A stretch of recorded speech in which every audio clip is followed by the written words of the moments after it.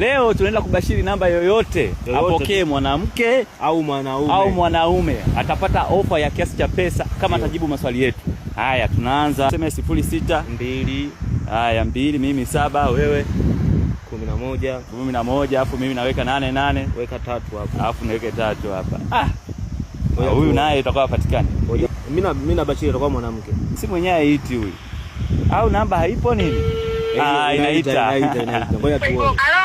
Hello. Habari? Salama, tunaongea na nani? Una nani? Hapo naongea na Stantoni kutoka Hifadhi ya Taifa Gombe. Naongea na nani?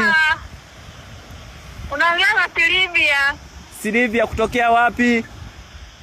Niko Mwanza. Mwanza. Sisi tumekupigia simu hapa kwa maswali mawili, kama utaweza kutujibu utashindia zawadi ya kiasi cha pesa au kuja kutembea Gombe. Uko tayari? Sawa, niulizeni. Haya, swali la kwanza, Hifadhi ya Taifa Gombe, kivutio chake kikubwa ni nini? Kivutio ni wewe Sokwe. Sokwe mtu safi sana. Uko vizuri, hongera. Umeshinda. Asante. Swali la kwanza umepata. Swali la pili. Gombe ina ukubwa wa kilomita ngapi za mraba? Hapo kwa kweli kaka yangu sijui. Labda kilomita 20. Umejaribu lakini umekosa. Lile swali la kwanza uliopata tutakutumia 20,000. Namba hii ndio unapokea pesa. Asante. Namba hii, jina langu Silvia Elasto. Basi sawa, kwa tunakutumia sasa hivi na utaona muamala huo utaingia hapo.